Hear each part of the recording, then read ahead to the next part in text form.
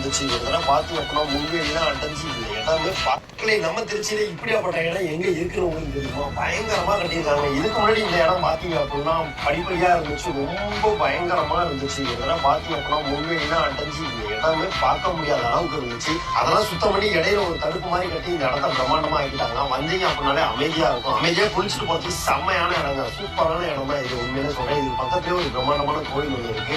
அங்கேயுமே நீங்க போயிட்டு ரெஸ்ட் எடுத்துட்டு பயங்கரமா சாப்பிட்டு குளிச்சுட்டு வரலாம். கண்டிப்பா சாட்டர்டே சண்டே என்ஜாய் பண்ணணும் அப்படின்னு நினைச்சீங்க அப்படின்னா இங்க போங்க.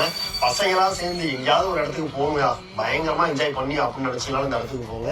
இந்த இடத்தோட லொகேஷன் எக்ஸாக்டா எங்க இருக்குன்னு பாத்தீங்க அப்படின்னா நம்ம திருச்சி சமயபுரத்துல இருந்து லால்குடி போற வழி உள்காட்டு வழியில திருமங்கலம்ன்ற ஊர்ல தான் இருக்கு. பாத்தீங்க அப்படின்னா உண்மையிலே எக்ஸாக்டான இடம் தாங்க இது. உங்களுக்கு இந்த இடத்துக்கு போனோம் அப்படின்னா கீழே லொகேஷன் இருக்கு, வாய்ஸ்லயும் சொல்லிட்டேன் லொகேஷன். ஓகேங்களா? போயிட்டு அப்படியே நம்ம பாய்ஸோட யூடியூப் சேனல் சப்ஸ்கிரைப் பண்ணி விட்டுருங்க, நம்ம இன்ஸ்டாகிராம் சேனல் ஃபாலோ பண்ணி விட்டுருங்க. ஓகேங்களா? பாய்.